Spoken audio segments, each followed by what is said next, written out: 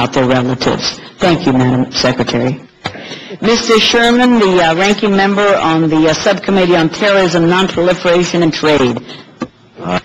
As to an organization known as the MEK, the U.S. Circuit Court of Appeals for the District of Columbia has required the State Department to review its decision. A number of well-respected foreign policy experts that says the MEK ought to be taken off the list. This is the only thing that Howard Dean and John Bolton agree on.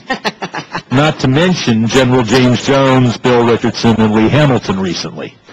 I asked for a classified briefing of the relevant subcommittee. The State Department refused because of the litigation. The Intelligence Committee provided it, and frankly, after that classified briefing, I thought that perhaps there was nothing done this century that justified the MEK being on that list, and it provided substantial ammunition to the belief that the MEK's on the list as part of a peace offering or a concession to Tehran.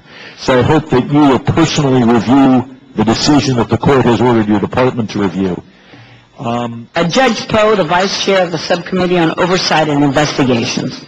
I believe, like you, that deep down in our soul, everybody in the whole world has this burning desire for freedom. However you want to call that or define it, that's the way people are. And I believe that it exists probably as well as any place in the country of Iran. We have a lot of Americans here who are of Iranian descent.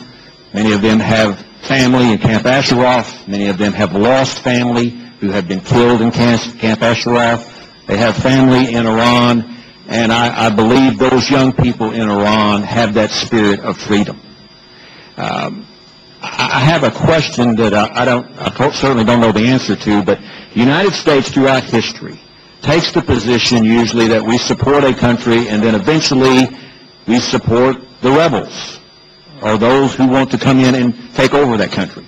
We've made that decision in Libya. I think the administration used actually the term, we support the rebels. And sometimes we do and sometimes we don't.